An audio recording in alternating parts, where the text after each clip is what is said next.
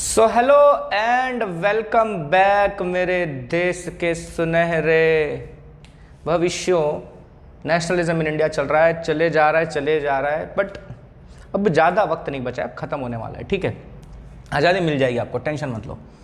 Chapter से भी और देश को भी आज़ादी मिलने वाली है बहुत जल्द, चैप्टर में। हाँ ठीक है, ओके। तो आज का टॉपिक है limits of CDO, civil disobedience movement. ठीक है, तो सिविल डिसोबीडियंस मूवमेंट की क्या लिमिट्स थी? लिमिट्स समझ रहे हो ना, मतलब उसकी कुछ हदें थी कि जितना उसे एक्सपांड होना चाहिए था वो नहीं हो पाया, उसके अंदर कुछ कमियां रह गई। और वो कमियां क्या थी वो आज डिस्कस करने वाले हैं। आपने जैसे पिछले वीडियो में डिस्कस किया, आपने और मैंने, हमने मिलकर डिस्कस किया। क्या डिस्कस किया था कि अलग अलग कम्युनिटीज़ के लोग, जैसे बिजनेस कम्युनिटी के लोग, इंडस्ट्रियल वर्कर्स, वुमेन, इन सब के बारे में अपन ने देखा कि उनकी प्रॉब्लम्स क्या क्या थी, है ना, मूवमेंट को लेकर। पहले लोग किस उम्मीद से जुड़े, फिर क्या क्या हुआ, तो धीरे धीरे लोग इससे अलग होने लग गए।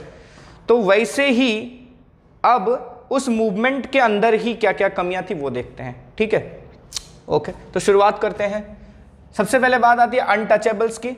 अनटचेबल्स जो थे, जो कि आपको पता है छुआछूत का प्रॉब्लम था पहले, तो जिनको अछूत माना जाता था, उन लोगों ने अपने आप को ऑर्गेनाइज कर लिया था, मतलब एक अपना संगठन बना लिया था।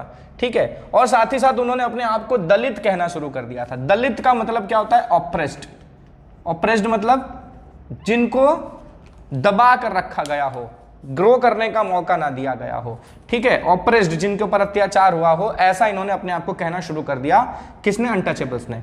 कब से? लगभग 1930s के आसपास से ये एक तरह की भावना जनरेट हो गई उनके अंदर, और आपस में सबने एक दूसरे को दलित कहना, हम दलित हैं भाई। ठीक है, ओके। गांधी जी इस चीज को नोटिस कर रहे थे। गांधी जी ने क्या बोला कि अगर हमने ये अनटचेबिलिटी की प्रैक्टिस नहीं छोड़ी, हमने ये छुआछूत वाला धंधा खत्म नहीं किया, तो हम 100 साल तक भी आज़ाद नहीं हो पाएंगे, और आने वाले 100 साल तक हम गुलामी रहेंगे। क्योंकि ये जो छुआछूत का ये सब प्रॉब्लम है, ये आपसी मतभेद पैदा करता है, हमारे ही लोगों के अंदर झगड़े पैदा करता है, और इस झगड़े की वजह से हम यूनाइट नहीं हो पा रहे हैं, हम एक दूसरे को जोड़ नहीं पा रहे हैं। ठीक है, तो ये बहुत जल्द छोड़ना जरूरी है, क्योंकि अगर अपने अनटचेबिलिटी नहीं छोड़ी तो आने वाले और 100 साल तक आप गुलामी रहने वाले हो, आज़ादी का सपना छोड़ देना। ठीक है, गांधी जी ने ये सबको बताया। ठीक है, गांधी जी ने यह कहा कि अनटचेबिलिटी को जल्द से जल्द हटाओ। गांधी जी ने हरिजन लोगों को, सॉरी हरिजन नहीं, अनटचेबल्स को नाम क्या दिया? हरिजन। ठीक है, उन्होंने उनको हरिजन का नाम दिया। हरिजन का मतलब क्या होता है? चिल्ड्रन ऑफ गॉड, भगवान के बच्चे। ठीक है, तो हर कोई, ठीक है, भगवान का बच्चा है। ठीक है, वैसे ही ये अनटचेबल्स जो हैं ये भी हरिजन है, ये भगवान के बच्चे हैं। आप इनके साथ छुआछूत वाला प्रैक्टिस बंद कर दो। ठीक है, अच्छा, अब खाली बोलने से तो नहीं होता ना, तो गांधी जी ने एक्शन भी करके दिखाया। गांधी जी ने कई जगह पर सत्याग्रह किया। ठीक है, किस लिए? ताकि इन लोगों को एंट्री मिल सके उन जगहों पर जहां पहले उनकी एंट्री के लिए मनाही थी। जैसे कि मंदिरों में जाने नहीं दिया जाता था, कि मंदिर के अंदर तक जाके आप पूजा नहीं करोगे, तो गांधी जी ने सत्याग्रह करना शुरू किया कि नहीं, इनको अधिकार मिले, मंदिरों में जाएं। फिर जो पब्लिक प्लेसेस में से कुएं वगैरह होते थे तो वहां से पानी नहीं लेने देते थे, कि अरे पानी छू दिया इसने, अछूत हो गया। तो उसके लिए भी गांधी जी ने मतलब सत्याग्रह वगैरह किया, फास्ट वगैरह किया, मतलब भूख हड़ताल वगैरह की उन्होंने, कि नहीं इनको अधिकार मिले। ठीक है, तो गांधी जी का यही पर्पस था कि लोगों के अंदर से अनटचेबिलिटी हटाई जाए। ठीक है, क्योंकि गांधी जी की लोग रेस्पेक्ट करते थे, तो गांधी जी अगर कोई बात रखें, प्यार से समझाएं, नहीं समझाए तो गांधी जी नाराज होकर उपवास करके बैठ जाते थे, तो लोग उनको मनाने जाते थे, तो गांधी जी बोलते थे कि नहीं भाई देखो, ऐसा ऐसा आप कर रहे हो तो गलत है, ये सब छोड़ दो, तो लोग उनकी बातें मानते थे। ठीक है, तो इस तरह से गांधी जी ने उनको मंदिरों में और बाकी पब्लिक प्लेस में, जैसे कि कुआं वगैरह से पानी लेना, या और कोई पब्लिक प्लेस है जहां पर वो लोगों को पहले एंट्री बैन थी, अब वहां उनको एंट्री मिलने लग गई। गांधी जी ने ये सब उनके लिए करना शुरू कर दिया। ठीक है, गांधी जी ने खुद भी, ठीक है, खाली लोगों से ही नहीं करवाया, खुद भी बहुत कुछ किया। क्या किया उन्होंने? He himself cleaned toilets to dignify work of bhangi. ठीक है, गांधी जी ने खुद ही टॉयलेट वगैरह साफ करना शुरू किया। ठीक है, टॉयलेट वगैरह जाके खुद साफ करते थे, क्योंकि पहले क्या होता था, टॉयलेट साफ करने का काम होता था एक पर्टिकुलर कम्युनिटी का, भंगी कहते हैं जिनको। ठीक है, एक्चुअली स्वीपर्स, इंग्लिश में कहा जाता है स्वीपर, साफ सफाई करने वाले लोग। ठीक है, वो कहते हैं ना, आजकल मतलब सोशल मीडिया में बहुत सारा ये ऐड वगैरह भी चलता है कि वो एक बच्चा कहता है मम्मी देखो कचरा वाला आया, तो उसके मम्मी बोलती है नहीं बेटा कचरा वाला नहीं आया, वो तो सफाई वाला है, कचरे वाले तो हम हैं, हम कचरा करते हैं, है ना, गंदे लोग हम हैं, वो तो अच्छे लोग हैं जो साफ सफाई करके दे रहे हैं। तो उनके ही काम को ना डिग्निफाई करने के लिए, जो ये मतलब टॉयलेट भी साफ करके देते थे, सब करते थे, तो उनको सम्मान दिलाने के लिए गांधी जी खुद ये सब काम करने लगे। तो लोग जब देखते थे कि गांधी जी जैसा बड़ा आदमी अगर ये काम करता है, ठीक है, तो ये कोई छोटा काम नहीं है, ठीक है, जो ये काम कर रहा है हमको उसको इक्वल रिस्पेक्ट देनी चाहिए। तो गांधी जी ने लोगों के अंदर ये मैसेज डालने के लिए खुद इस तरह के काम करने शुरू कर दिए। उन्होंने अपर कास्ट लोग जो थे, अपर कास्ट के लोग, उनको भी मनाया कि आप लोग ये गंदी आदत है, इस चीज़ को छोड़ दो, ये अनटचेबिलिटी बहुत बुरी चीज़ है, इन सबको ख़त्म करो और खुले दिल से सबको एक्सेप्ट करो, ठीक है, अपने दिल को चेंज करो, लोगों के लिए सबको अपने दिल में जगह दो, एक दूसरे के साथ भाईचारे से प्यार मोहब्बत से रहेंगे हम, तो हमारे देश के लिए कुछ अच्छा हो सकता है। समझ में आया? तो ये कुछ अच्छी चीज़ें गांधी जी ने की, अच्छी चीज़ें की। They believed in political empowerment. ओहो सॉरी, ये पॉइंट छूट गया। But many Dalit leaders wanted reserved seats in educational institutions and a separate electorate. अच्छा, अब बहुत से दलित लीडर्स मगर ऐसे थे लीडर्स जो कि सिर्फ इन चीज़ों से खुश नहीं थे कि हाँ ठीक है भाई गांधी जी, आप बोलते हो कि हमको अधिकार दिला दे रहे हो हर जगह एंट्री का, प्यार मोहब्बत से हम लोगों से मिलना, आप सबको सिखा रहे हो कि अनटचेबिलिटी छोड़ दो, प्यार मोहब्बत से मिलो, ठीक है, लेकिन फिर भी इससे हमारी प्रॉब्लम नहीं सॉल्व होने वाली है, ठीक है। उनको ये था कि हमारी प्रॉब्लम्स तब तक नहीं सॉल्व होगी जब तक हमारे पास कुछ पावर्स ना आए, ठीक है। तो इसलिए इनका क्या मानना था, ये चाहते थे कि इनको एजुकेशनल इंस्टीट्यूशंस में रिजर्व्ड सीट्स मिले। आज भी रिजर्वेशन सिस्टम है ना, मानते हैं ना, तो वही रिजर्वेशन सिस्टम जैसा उन्होंने स्टार्ट करने की बात की कि नहीं, हमारे लिए ना कुछ सीट्स रिजर्व कर दो, ठीक है, क्योंकि अगर वो सीट्स रिजर्व रहेंगी तो सिर्फ हमारा ही वहां पर एडमिशन होगा और हम फिर पढ़ के कुछ ज़्यादा नॉलेज गैदर कर पाएंगे, तो अच्छी पोजीशन पर पहुंच पाएंगे, ठीक है। अब सोचो जिस टाइम लोगों को एजुकेशन नहीं मिलती थी तो लोग इस तरह से लड़ाई करते थे एजुकेशन पाने के लिए। आज हमारे देश के बच्चों को देखो, ज़बरदस्ती लड़ाई करके पढ़ाना पड़ता है ना, मार पीट के। कोई बात नहीं, वैसे यार पढ़ाई दिल से करो, मन लगा करो, ऐसा कोई मजबूरी मत करो, ठीक है। अगर दिल से करोगे, ये जानने मतलब मुझे ना एजुकेशन इसलिए नहीं लेना है कि मार्क्स ला दिया, रिजल्ट बना लिया और एक अच्छी जॉब मिल गई और सेटल हो गया, बस। इसलिए अगर आप पढ़ते हो ना तो प्रॉब्लम होती है पढ़ाई में, तो इंटरेस्ट नहीं आता है, तो एकदम काम बोझ की तरह लगता है, ठीक है। इसलिए पढ़ो कि मुझे अपना नॉलेज बढ़ाना है। मैं अगर 4 लोगों के बीच में जाऊं, ठीक है, और 4 लोग अगर किसी भी मैटर पर डिबेट कर रहे हैं, ठीक है, तो मेरा भी वहां पर कुछ कंट्रीब्यूशन होना चाहिए, मेरे पास उस चीज का नॉलेज होना चाहिए, ठीक है। तो अपने आप को ऐसा बनाओ कि लोग, किसी को कोई प्रॉब्लम हो गई, ठीक है, कुछ कंफ्यूजन है, यार ये क्या होता है, तो तुम्हारे पास उसका आंसर होना चाहिए, ठीक है, कि ये होता है, तो तुम्हारे पास मतलब लोग तुमको अपने आप बोलेंगे यार ये बंदा नॉलेजेबल है, तुम्हारी रेस्पेक्ट बन जाएगी अपने आप। समझ में आया? तो खाली ना पैसे कमाने के लिए नहीं पढ़ा जाता है, ठीक है, पैसे तो आप वैसे भी कमा लोगे, ठीक है। तो नॉलेज के लिए पढ़ो, नॉलेज गैदर करने के लिए पढ़ो, अपने आप को इंप्रूव करने के लिए पढ़ो। जितना पढ़ोगे, जितना नॉलेज पाओगे ना, तो तुम्हारे पास एक अच्छी डिसीजन मेकिंग की मतलब कैपेसिटी आ जाएगी, आप सही डिसीजंस ले पाओगे, आप लोगों को पकड़ पाओगे, अगर कोई गलत कर रहा है तो पकड़ पाओगे कि इसकी गलती है, कोई सही कर रहा है तो पकड़ पाओगे कि हाँ ये बंदा सही कर रहा है, ठीक है। कई बार लोग, नेता लोग नहीं होता, बेवकूफ़ बना देते हैं पब्लिक को, है ना, कि वो काम किसी और का होता है, नाम किसी और का लग जाता है ना। तो अगर आप पढ़े लिखे, आपको नॉलेज है, तो आपको पता चलेगा ना कि यहाँ गलती किसकी है। आपके एरिया में सड़क नहीं बनी तो किसकी जिम्मेदारी है, तो उसके लिए आप सही बंदे को पकड़ोगे कि इसकी ही गलती है, तो अगली बार वोट मांगने आएगा तो आप उसको बताओगे। समझ में आया? कई बार होता है कि लोग खेल जाते हैं, अरे उसकी गलती नहीं, उसकी गलती, उसकी गलती, ऐसा। तो जो लीडर्स थे वो चाहते थे, दलित लीडर्स, कि उनको रिजर्व्ड सीट्स मिले, साथ ही साथ सेपरेट इलेक्टोरेट मिले। ये सेपरेट इलेक्टोरेट क्या है, ये बड़ा इंपॉर्टेंट है, ठीक है। सेपरेट इलेक्टोरेट मतलब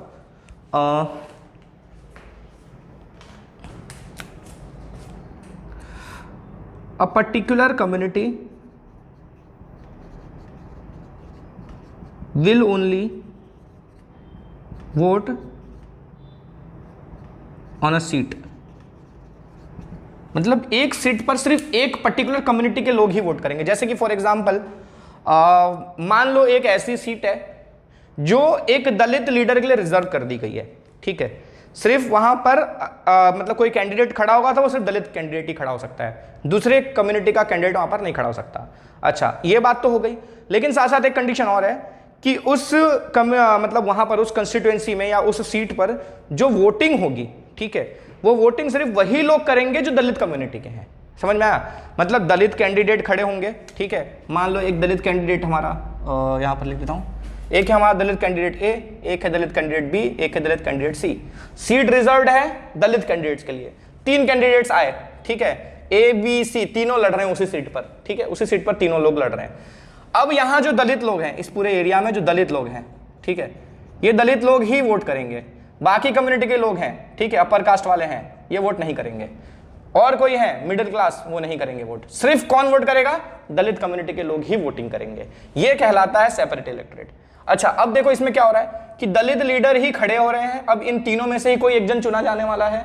अब उन तीनों में से जिसको ये लोग चुन लें, इनको कोई नहीं पूछने वाला। सेपरेट इलेक्टोरेट का मतलब ये हुआ, ठीक है।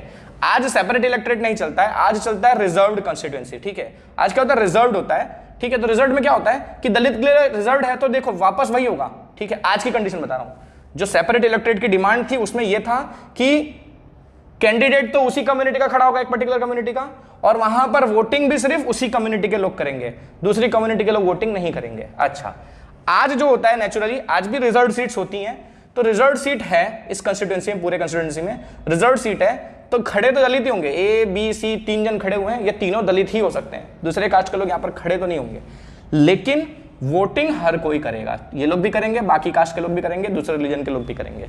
उस रीजन में जितने लोग आते हैं वो सभी वोट करेंगे। अच्छा, तो आज वाले में जो अभी नेचुरली चलता है और जो सेपरेट इलेक्टोरेट वाला था, उसमें फर्क क्या था? देखा जाए तो जो लीडर चुना जाएगा वो तो दलित ही चुना जाएगा, ठीक है। चाहे सेपरेट इलेक्टोरेट की बात की जाए, चाहे सारा मतलब कॉमन इलेक्टोरेट की बात की जाए, जनरल इलेक्टोरेट की बात की जाए, ठीक है, सब लोग वोट करें तो भी यही चुने जाने वाले हैं, दलित ही चुने जाने वाले हैं। खाली दलित करें तो भी दलित ही चुने जाने वाले हैं। तो दोनों में फर्क क्या हो गया? जनरल इलेक्टोरेट में और सेपरेट इलेक्टोरेट में फर्क क्या हुआ? फर्क देख रहे हो ना, खाली ये लोग वोट कर सकते हैं सेपरेट वाले में, जनरल में सब करेंगे। अच्छा, अब जनरल में सब करेंगे तो क्या होगा कि इनमें से जो भी चुना जाएगा, जो भी यहां से चुना जाएगा, वो सबका सोचेगा, है ना, वो सबका सोचेगा कि भाई इनकी भी प्रॉब्लम सुनेगा, इनकी प्रॉब्लम सुनेगा, क्योंकि इनसे भी तो वोट लेने हैं उसको, है ना। और अगर सेपरेट इलेक्टोरेट रहा तो जो भी चुना जाएगा वो सिर्फ इन्हीं की सुनेगा, क्योंकि उनको सिर्फ यही वोट कर रहे हैं, इन लोग का तो वोट ही नहीं है, वहां पर वोटिंग का अधिकार ही नहीं मिला उनको। तो ये लोग जो चुने जाएंगे वो क्या इनकी सुनेंगे कि इनकी सुनेंगे? इनकी तो सुनेंगे ही नहीं, खाली इनकी सुनेंगे, क्योंकि वोट खाली यही दे रहे हैं। समझ में आया? तो ये लोगों के साथ नाइंसाफी हो जाती। समझ में आया? तो सेपरेट इलेक्टोरेट की ये प्रॉब्लम थी, ठीक है, ये बहुत बड़ी प्रॉब्लम है सेपरेट इलेक्टोरेट की। तो वो लोग सेपरेट इलेक्टोरेट की डिमांड रख रहे थे, दलित लीडर्स। तो इसकी प्रॉब्लम को कैसे सॉल्व किया गया, क्या हुआ, वो देखेंगे अपन, ठीक है। अच्छा, तो इन लोगों को ये लग रहा था कि इस तरह से क्या होगा, हमारे पास पॉलिटिकल पावर आ जाएगी, और जब हमारे पास पॉलिटिकल पावर आ जाएगी तो हमारे जो स्टेटस है वो इंप्रूव हो जाएगा, फिर हमको कोई ऐसा छुआछूत वाला झंझट नहीं रहेगा, ठीक है। तो ये लोगों का मानना था पॉलिटिकल एम्पावरमेंट में, ठीक है, ये लोग चाहते थे पॉलिटिकली ये लोग एम्पावर हो जाए, मतलब इनके पास पॉलिटिकल पावर आ जाए। अच्छा, दलित लोगों का जो पार्टिसिपेशन था सिविल डिसोबीडियंस मूवमेंट में वो बहुत लिमिटेड था, ठीक है, बहुत कम ही लोग उस मूवमेंट से जुड़ रहे थे। क्यों? क्योंकि ज़्यादातर जो लोग जुड़े हुए थे वो अपर कास्ट के लोग थे, ठीक है, तो इसलिए इनको उसमें इतना इंटरेस्ट नहीं था सिविल डिसोबीडियंस मूवमेंट में। ठीक है यार, गांधी जी कर रहे, करो, ज़्यादा अपर कास्ट के लोगों को आपने जोड़ दिया, हम नहीं आएंगे आपके मूवमेंट में, ठीक है। बहुत कम लोग जुड़े, ऐसा नहीं है कि लोग नहीं जुड़े, ठीक है, कुछ लोग जुड़े, ठीक है, कम लोग जुड़े, खास करके महाराष्ट्र और नागपुर रीजन में, मतलब अलग अलग प्रोविंसेस थे, तो इन रीजन्स में ना बहुत ना के बराबर लोग जुड़े, मतलब यहाँ पर ज़्यादा असर था। सिविल डिसोबीडियंस मूवमेंट में ये लोग ने पार्टिसिपेट नहीं किया। ऑल ओवर इंडिया के कुछ धीरे थोड़ा लोगों ने तो पार्टिसिपेट किया भी सिविल डिसोबीडियंस मूवमेंट में, पर इन जगहों के लोगों ने तो बहुत ज़्यादा रिजेक्ट किया इस मूवमेंट को, इससे नहीं जुड़े, ठीक है। क्यों? क्योंकि इन जगहों पर जो इनकी संस्थाएं थी, जो जैसे दलित लोगों की जो संस्थाएं, ऑर्गेनाइजेशंस हैं, ठीक है, वो बहुत ही पावरफुल थी, वहाँ पर उनका इन्फ्लुएंस बहुत ज़्यादा था। तो जब इस तरह की संस्थाएं बन चुकी हैं और वो संस्थाओं से दलित लोग बहुत ही ज़्यादा एसोसिएटेड हैं, बहुत ज़्यादा अच्छे से जुड़े हुए हैं, तो अगर ये संस्थाएं कह देंगे कि नहीं हमको सिविल डिसोबीडियंस मूवमेंट में पार्टिसिपेट नहीं करना है, तो वो लोग नहीं करेंगे, राइट। बाकी जगहों पर इनकी संस्थाएं थीं लेकिन इतनी स्ट्रांग नहीं थी, इतना इन्फ्लुएंस नहीं था, तो वहाँ कुछ लोग सिविल डिसोबीडियंस मूवमेंट से जुड़े, ठीक है, इन जगहों में प्रॉब्लम ज़्यादा थी, ठीक है। अच्छा, इसी में से एक थे B.R. अम्बेडकर, यस, भीमराव अम्बेडकर, जो कि कॉन्स्टिट्यूशन असेंबली के चेयरमैन थे, ठीक है। तो ये क्या इन्होंने ऑर्गेनाइज किया था, Dalits into depressed classes association. इन्होंने जो दलित लोग थे उनको जोड़कर एक बड़ा सा एसोसिएशन बनाया था जिसका नाम था डिप्रेस्ड क्लासेस एसोसिएशन, ठीक है, दलित लोगों की संस्था, ठीक है। कब बनाया था? 1930 में। अच्छा, ये क्या किया इन्होंने, ये clashed with Gandhi ji at second round table conference by demanding separate electorate. Second round table conference याद है ना, गांधी इरविन पैक्ट के बाद गांधी जी मान गए थे कि हाँ मैं second round table conference attend करूंगा। तो गांधी जी अकेले थोड़ी गए थे, यहाँ के और भी जो बड़े बड़े लीडर्स थे वो भी राउंड टेबल कॉन्फ्रेंस में गए थे, सेकंड राउंड टेबल कॉन्फ्रेंस में लंदन, राइट। तो वहाँ चीज़ों पर डिस्कशन चल रहा था इंडिया के फ्यूचर को लेके कि आगे किस तरह से, क्योंकि वो लोग ने भी कैसे अग्री किया था, क्योंकि इंडिया में थोड़ी बहुत तो डेमोक्रेसी लाना चाहते थे। वो चाहते थे कि इंडियन मेंबर्स भी गवर्नमेंट में चुने जाएं, ठीक है। तो इंडिया के लोगों को भी अगर हम गवर्नमेंट में चुनने लगेंगे तो लोग शांत हो जाएंगे, समझे।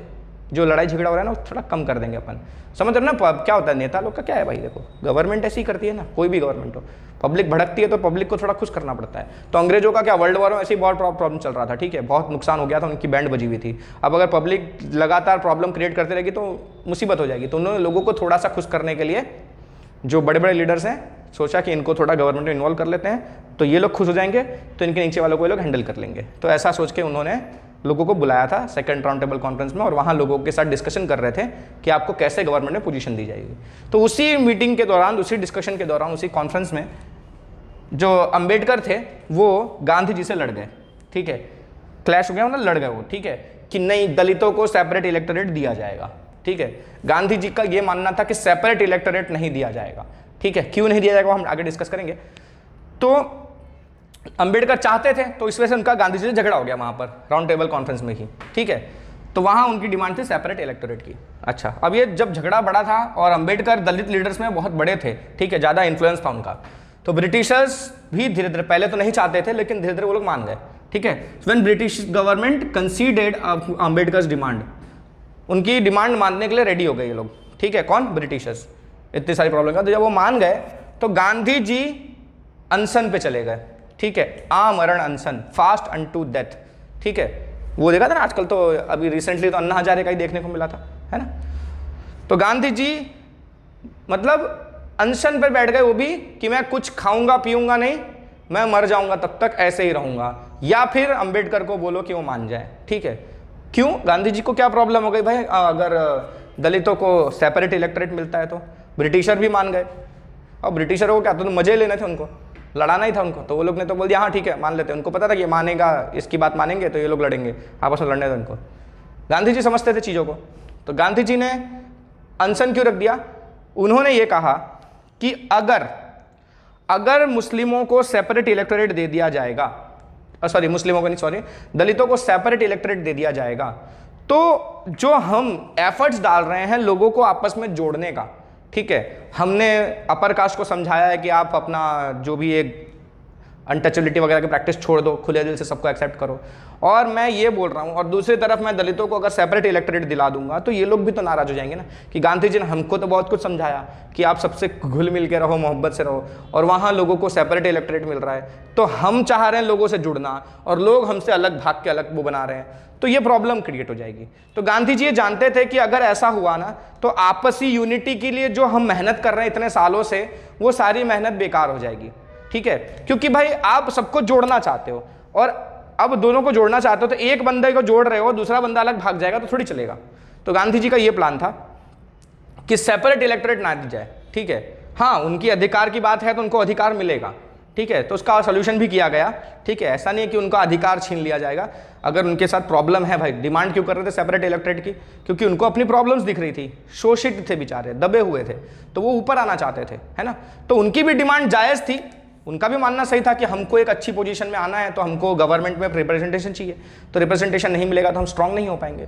तो गांधी जी उसके लिए तो रेडी थे, लेकिन सेपरेट इलेक्टोरेट बहुत ज़्यादा खराब चीज़ हो जाती है। उससे ये हो जाता है कि देखा ना आपने, ठीक है, उस कंस्टिट्यूएंसी के जो दूसरे लोग हैं वो उनको कोई पूछेगा ही नहीं फिर। इसलिए गांधी जी का ये मानना था कि नहीं, ये चीज़ गलत है, सेपरेट इलेक्टोरेट वाली बात गलत है। तो गांधी जी इसलिए आमरण अनशन पे बैठ गए। अंबेडकर ने ये बात तो देखी, तो अंबेडकर को भी रियलाइज़ हुआ कि नहीं भाई, गांधी जी की बात भी सही है कि इस तरह से हम एक कम्युनिटी को अधिकार दे रहे हैं तो दूसरी कम्युनिटी को दबा रहे हैं हम, ये गलत बात है। अगर आपको अपलिफ्ट करना है तो सब कम्युनिटी को अपलिफ्ट करो। एक कम्युनिटी हाई है तो दूसरी कम्युनिटी को लाके उसके बराबर करो, है ना। दूसरी कम्युनिटी को उसको ऊपर पहुंचा दोगे तो फिर से डिफरेंसेस क्रिएट हो जाएंगे, समझ में आ रहा है। पहले ये कम्युनिटी हाई थी, ये कम्युनिटी लो थी, तो डिफरेंसेस थे। हमारा काम क्या, डिफरेंसेस खत्म करना, ना कि डिफरेंसेस वापस से बना देना। तो अगर आप इसको और ऊपर लेके जाओगे तो डिफरेंसेस ज़्यादा बन जाएंगे। तो इनको भी, अंबेडकर को भी रियलाइज हुआ गांधी जी की बात सही है, ठीक है। तो एक समझौता हुआ जिसे हम कहते हैं क्या, पूना पैक्ट, ठीक है। पूना पैक्ट के नाम से ये फेमस है। और ये कब हुआ, सितंबर 1932 में, ठीक है। सितंबर 1932 में गांधी जी और अंबेडकर के बीच में, डॉक्टर अंबेडकर के बीच में पूना पैक्ट साइन हुआ, जिसमें reserved seats in provincial and central legislative council voted bye general electorate, ठीक है। यह डिसाइड हुआ कि दलितों को रिजर्व्ड सीट्स मिलेंगी, ठीक है। प्रोविंशियल और सेंट्रल दोनों काउंसिल्स में दलितों को रिजर्व्ड सीट्स मिलेंगी, लेकिन वोटिंग जो होगी वो बाय जनरल इलेक्टोरेट होगा। जनरल इलेक्टोरेट मतलब सभी लोग वोट करेंगे, ठीक है, सेपरेट इलेक्टोरेट नहीं होगा। तो रिजर्व्ड सीट मिल गई, ठीक है। तो ये एश्योरिटी हो गई कि वहां से चुना तो दलित लीडर ही जाएगा, है ना। सॉल्यूशन हो गया, समझ रहे हो। पहले सेपरेट में क्या था, खाली दलित लीडर चुना जाएगा और दलित लोग ही वोट करेंगे, तो पूरी तरह से दलित लोगों का भला होगा, बाकी कम्युनिटी इग्नोर हो जाएगी। तो गांधी जी और इन्होंने मिलकर सोल्यूशन निकाला कि भाई रिजर्व्ड सीट रखो, आपको चाहिए कि दलित लीडर बने तो ठीक है, दलित लीडर बनाओ, लेकिन वोटिंग हर कोई करेगा। तो जो दलित लीडर चुना जाएगा वो सबके लिए काम करेगा, जिसने इसने वोट किया सबको सबका भला करेगा। तो इसलिए ये सॉल्यूशन वर्कआउट किया गया, तो ये ज्यादा इफेक्टिव था, ठीक है। तो ये डिसाइड हुआ कि जनरल इलेक्टोरेट होगा, भले सीट रिजर्व कर दी जाए, ओके, ठीक है। तो ये तो दलितों की बात हो गई, यहां उनका प्रॉब्लम सॉल्व हो गया। बात करते हैं कुछ मुस्लिम ऑर्गेनाइजेशंस की, वो सिविल डिसोबीडियंस से कैसे जुड़े और नहीं जुड़े, जो भी है देखते हैं। तो मुस्लिम ऑर्गेनाइजेशंस जो थी वो ल्यूक वार्म हो गई after decline of non cooperation खिलाफत मूवमेंट। एनसी लिखा है मैंने नॉन कॉपरेशन के लिए, ठीक है। तो आपने देखा नॉन कॉपरेशन खिलाफत मूवमेंट कंबाइन वे में चल रहा था, नॉन कॉपरेशन और खिलाफत, ठीक है, दोनों कंबाइन होकर चल रहे थे, उसी को ये नाम दिया गया था। जब वो फेल हो गया, ठीक है, जब वो धराशायी हो गया, तो जो मुस्लिम संस्थाएं थी वो लोग गांधी जी के मूवमेंट से जुड़ने से कतराने लगे, ठीक है। उनको लगा नहीं यार, गांधी जी के मूवमेंट में इतना दम नहीं है, पहले बहुत जोश में जगता है फिर खत्म हो जाता है, तो वो मूवमेंट चल नहीं पा रहा है गांधी जी का। तो उन लोग इस मामले में ल्यूकवार्म मतलब हल्का गर्म, सिरगरम कहते हैं ना, अच्छा, तो ऐसा बहुत ही हल्का सा थे उन लोग का, इतना ज़्यादा मतलब एक्टिव पार्टिसिपेशन खत्म हो गया मुस्लिम ऑर्गेनाइजेशंस का, ठीक है, गांधी जी के मूवमेंट्स में। और क्या क्या हो रहा था, फ्रॉम मिड 1920s मतलब 1924, 25, 26, 1924, 1925, 1926 इसकी बात कर रहे हैं। 1920 समझते हो, 20s मतलब 20 से 29 तक, 1920 से 29 तक, 20s का सीक्वेंस, 20, 21, 22, समझ में। तो उसका मिड मतलब 24, 25, 26 इसके आसपास, ठीक है। उन सालों के दौरान ये देखा गया कि कांग्रेस जो है ना वो ज़्यादातर हिंदू नेशनलिस्ट ग्रुप्स के साथ जुड़ गई है, ठीक है। कांग्रेस जो है, देखो ऐसा नहीं है कि सिर्फ उनके साथ जुड़ी है, और भी लोगों के साथ जुड़ी है, मुस्लिम ग्रुप्स के साथ भी जुड़ी हुई है, हिंदू ग्रुप्स के साथ भी जुड़ी हुई है, लेकिन हिंदू ग्रुप्स के साथ उसका एसोसिएशन ज़्यादा नजर आने लगा पब्लिक में, ठीक है, कि ये लोग ज़्यादातर हिंदू ग्रुप्स के साथ जुड़े हुए हैं, ठीक है। हिंदू रिलीजियस नेशनलिस्ट, ठीक है, रिलीजियस मतलब हिंदू रिलीजियस है, हिंदू रिलीजन की बात करेंगे, साथ साथ वो नेशनलिस्ट हैं, देशभक्ति की बात करेंगे और हिंदुओं की बात करेंगे, मतलब बाकी कम्युनिटीज़ को थोड़ा सा इग्नोरेंस मिल रहा है, मतलब इग्नोर किया जा रहा है, इग्नोरेंस नहीं, इग्नोर किया जा रहा है, ऐसा कहेंगे, ठीक है। तो वैसी एक संस्था थी हिंदू महासभा, ठीक है, जो हिंदू रिलीजियस और नेशनलिस्ट थी। इस तरह की संस्थाओं से कांग्रेस का एसोसिएशन ज़्यादा नजर आने लगा इन दौर के दौरान, ठीक है। तो इस वजह से भी क्या हुआ कि कांग्रेस के साथ मुस्लिम जो ग्रुप्स थे, मुस्लिम जो ऑर्गेनाइजेशंस थी, उनका कांग्रेस का रिलेशन थोड़ा खराब होने लग गया, ठीक है, वो लोग उनसे अलग होने लग गए।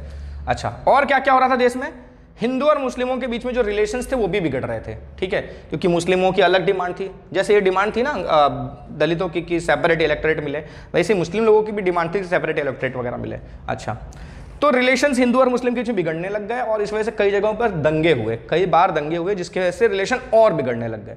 दंगा हो जाने के बाद और रिलेशन बिगड़ जाता है, राइट। तो धीरे धीरे रिलेशन बहुत ज़्यादा खराब होने लग गए थे। तो कांग्रेस ने और मुस्लिम लीग ने, उस टाइम पर मुस्लिम लीग भी बन चुकी थी, मुस्लिम लीग जानते हो, मुस्लिम लीडर्स के लिए पूरी संस्था थी एक बहुत बड़ी। और इंडिया पाकिस्तान जो दो स्टेट्स बने, दो कंट्रीज बनी, स्टेट्स भी कह सकते हैं कि जो दो अलग अलग स्टेट्स बने, इसके पीछे बहुत बड़ा रोल था मुस्लिम लीग का, ठीक है। उनको एक अलग कंट्री चाहिए थी, ठीक है, तो उसमें इस मतलब मुस्लिम लीग का बहुत बड़ा रोल रहा है। तो ये वही मुस्लिम लीग है। तो कांग्रेस और मुस्लिम लीग ने कोशिशें की, नेगोशिएशंस की, देखें कि लड़ाई झगड़े बहुत ज़्यादा बढ़ गए, तो इन दोनों ने ट्राई किया कि आपस में नेगोशिएशन किया जाए, झगड़े खत्म किए जाए, ठीक है।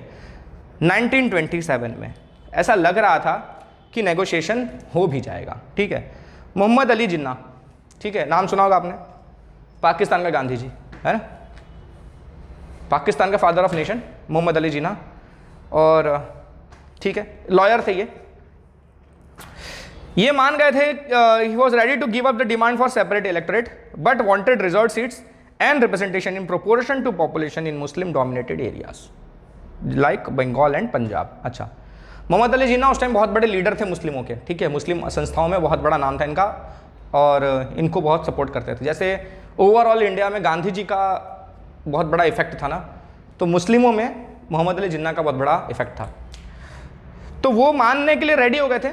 इनकी भी डिमांड थी पहले कि हमको भी सेपरेट इलेक्टोरेट चाहिए, नहीं भाई हम सेपरेट इलेक्टोरेट लेके रहेंगे, पर बाद में ये भी लोग मान गए कि नहीं भाई सेपरेट इलेक्टोरेट तो गलत है, ठीक है हमको रिजर्व कंस्टिट्यूएंसी दे दो। ठीक है, तो रिजर्व कंस्टिट्यूएंसी के लिए लोग गए, जैसे कि दलितों को रिजर्व सीट दे दी गई ना, वैसे ही ये लोग भी चाहते थे कि हमको भी रिजर्व सीट दे दो। ठीक है, सबको रिजर्वेशन चाहिए। अच्छा, फिर क्या हुआ, और भी इनकी डिमांड थी कि representation in proportion to population, मतलब जहां पर हमारी पॉपुलेशन ज़्यादा है, ठीक है, जैसे कि पंजाब और बंगाल, इन रीजन्स में मुस्लिम्स की पॉपुलेशन ज़्यादा थी। बंगाल मतलब आज का खाली बंगाल नहीं, वेस्ट बंगाल नहीं खाली, ठीक है, बांग्लादेश भी तो बंगाल ही था पहले, तो बांग्लादेश में तो मेजोरिटी मुस्लिम्स ही है ना, तो वो पूरा रीजन देखा जाए तो मुस्लिम्स ज़्यादा थे बंगाल और पंजाब में। पंजाब का भी वेस्टर्न पोर्शन देखोगे जो पंजाब पाकिस्तान में पड़ता है, वहाँ ज़्यादा मुस्लिम थे, तो इन रीजन्स में ज़्यादा मुस्लिम थे। तो इनको ये था कि वहाँ पर हम ज़्यादा हैं अमाउंट में, तो हमारी सीटें ज़्यादा हों। ठीक है, मतलब ओवरऑल कंट्री के हिसाब से देखा जाए तो हमारे अगर 30% पॉपुलेशन है तो आप 30% सीट्स हमारे लिए रिजर्व रखोगे। ठीक है, तो ये तो होना ही चाहिए, लेकिन साथ साथ जिन रीजन्स में हम ज़्यादा है, सपोज हम वहाँ 70% पॉपुलेशन है तो वहाँ की 70% सीटें हमारे नाम होनी चाहिए। ठीक है, मतलब ये कि ओवरऑल में भी रिजर्वेशन चाहिए हमको, और जहाँ हम ज़्यादा है वहाँ हमको ज़्यादा रिजर्वेशन चाहिए। ठीक है, ज़्यादा सीट्स पर रिजर्वेशन चाहिए, ये इनकी डिमांड थी। क्लियर है, ये समझ में आ गया प्रोपोर्शन टू पॉपुलेशन वाला। ठीक है, representation in proportion to population. Okay, तो इस तरह की डिमांड भी थी। अब इस तरह की डिमांड से हर कोई खुश नहीं था। ठीक है, रिजर्वेशन तक तो ठीक था, लेकिन यार तुम हर जगह रिजर्वेशन मांग रहे हो, तो इस चीज को लेकर हिंदू महासभा को प्रॉब्लम था। ठीक है, लगा कि प्रॉब्लम सॉल्व हो जाएगी, लेकिन 1928 में जब ऑल पार्टी मीटिंग हुई, ठीक है, एक ऑल पार्टी मीटिंग हुई जहां सारी पार्टियां जो थी उस टाइम इंडिया में एक्टिव, उन सबकी मीटिंग हुई थी, उसमें इन चीज़ों पे वर्कआउट किया जा रहा था। ठीक है, तो M.A. जयकर करके थे हिंदू महासभा के लीडर, उन्होंने बोला नहीं ये डिमांड्स बहुत ही गलत है, ये डिमांड्स हम मानने के लिए रेडी नहीं है। ठीक है, अब भाई हम आपस में जब तक नहीं मानेंगे तब तक हम अंग्रेजों को थोड़ी बोल सकते हैं कि हाँ ये चीज़ करना है, हम लोग अग्री कर चुके हैं। हमारे अंदर आपस में प्रॉब्लम सॉल्व करके फिर अंग्रेजों को बोलना था, तो अंग्रेजों करते है ना। तो ये आपसी प्रॉब्लम में ये हुआ कि हिंदू महासभा के जो लीडर थे जयकर जी, उन्होंने बोला कि नहीं ये डिमांड्स गैर वाजिब है, ये सही नहीं है, हम इस चीज़ को मानने के लिए रेडी नहीं हैं, तो नेगोशिएशंस फेल हो गए। अब ये सब चीज़ों के बाद मुस्लिम्स जो थे वो और ज़्यादा चिढ़ गए कि नहीं यार ये कांग्रेस और ये सब सही पार्टी नहीं है, तो सिविल डिसोबीडियंस मूवमेंट में ये लोग पार्टिसिपेट नहीं किया इन्होंने अच्छे से। ठीक है, 1928 के बाद वो लोग और ढीले पड़ गए। तो यहाँ तक सिविल डिसोबीडियंस मूवमेंट की लिमिटेशंस अपन ने देख ली कि क्या लिमिट्स रह गई सिविल डिसोबीडियंस मूवमेंट में। ठीक है, तो CDO बेचारा इस तरह से प्रॉब्लम फेस करते करते लास्ट में जाके मर गया। तो बाकी चीज़ें समझदार हो। मिलते हैं, बाय, जय हिंद।